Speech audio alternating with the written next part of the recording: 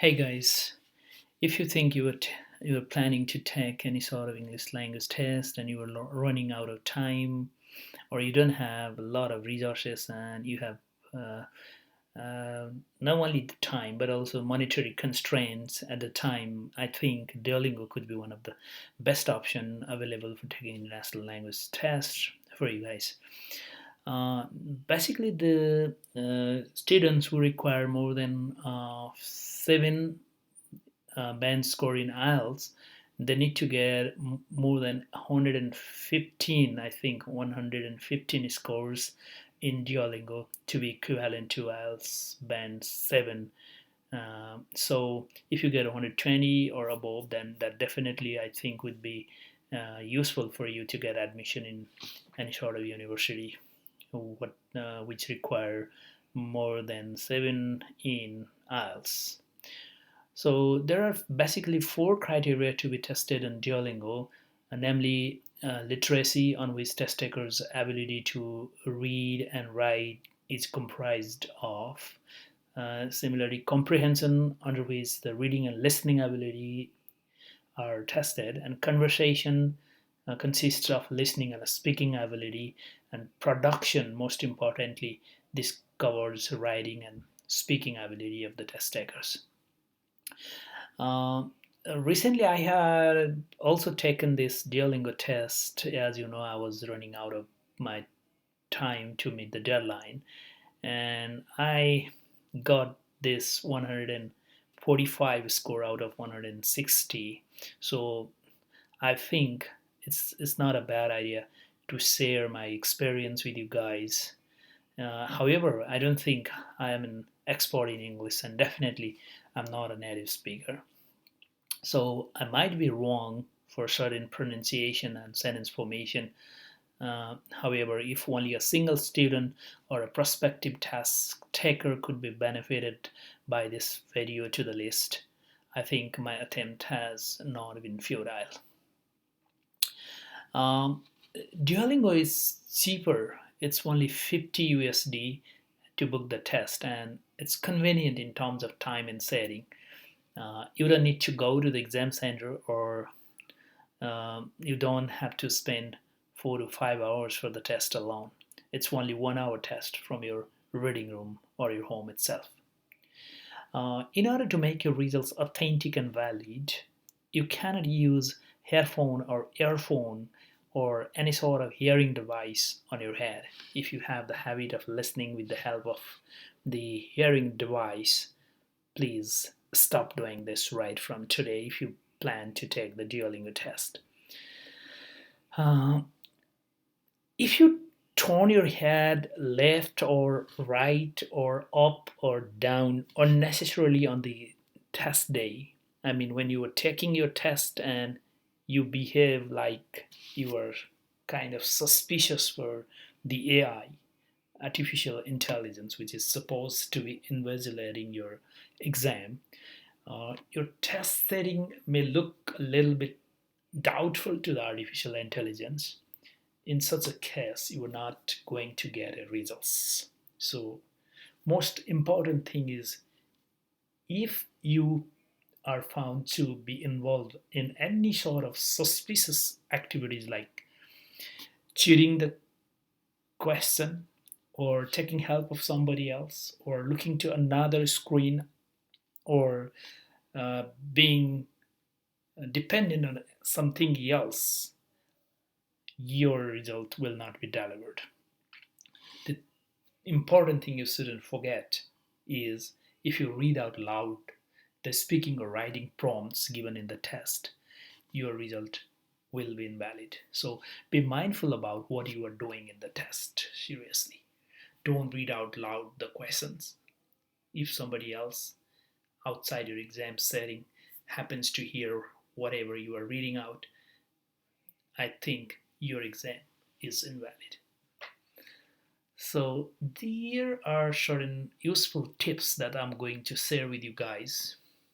The number first tip would be, you don't need to make any sort of blind guess while doing the test. There are sentence completion type of questions. For that, you should be specific about sentence formation, including complex sentence. For example, most of the single sentence could give its meaning from the previous or the following sentence. So keep your eyes to the following sentence while forming a meaningful sentence simultaneously. Try to structure the sentence as much logically as possible while filling the gaps sentences. If you make a blunt guess, it will not work out.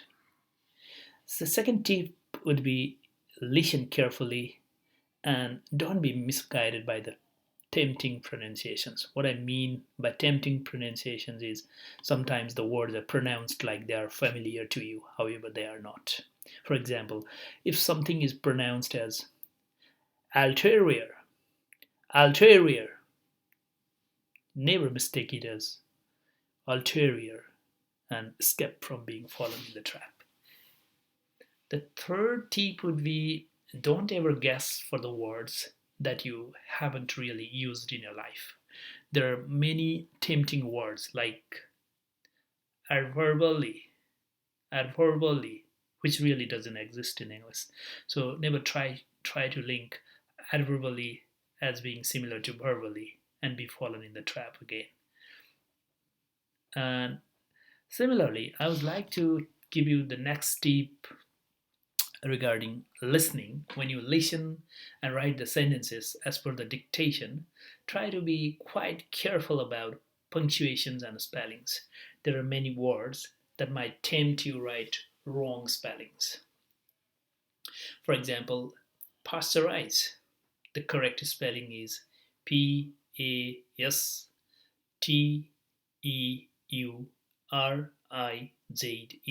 not Pasterized or Roze or Pestorize. So try to practice such confusing spellings as much as you can. I had done a mistake in fluorescent. You know, it's a very simple word for you guys, it may be, but for me, even that small word, simple word, the spelling, it was tough for me on the test day, and I made a mistake. Though, anyway, I think you will not make the same mistake in your test. The next tip would be for reading aloud the sentences given in writing form. You just need to be careful about correct pronunciation rather than trying to be over anxious to your accent. Try to be yourself while reading the sentences aloud instead of trying to be mere imitator. The next tip is don't think too much about picture description. Whatever comes into your mind, once you look at the picture, just make 2, 3 sentences out of them. If you start thinking too much to write high sounding, beautiful sentences, you might run out of time. So you have to be quite careful about your time in picture descriptions. The next tip is in response to the speaking part, don't worry too much about being factual or being appropriate about the context. Rather, you have to speak correctly by being as much logical to the context as possible.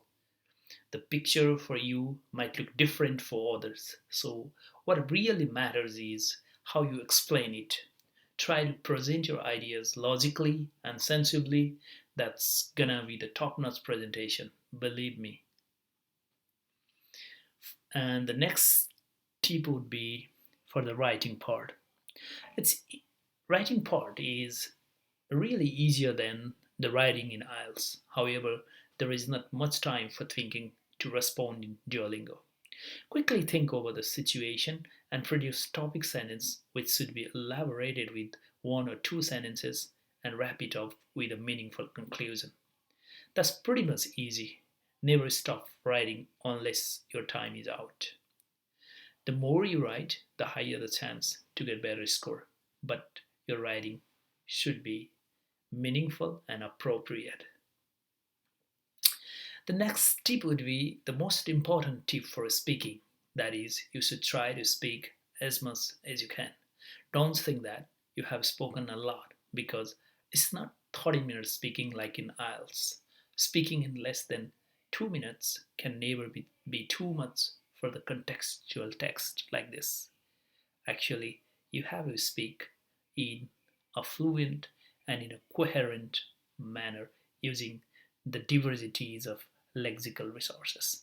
That might be really helpful for you to acquire the scores that you require. So thank you. Have a great day.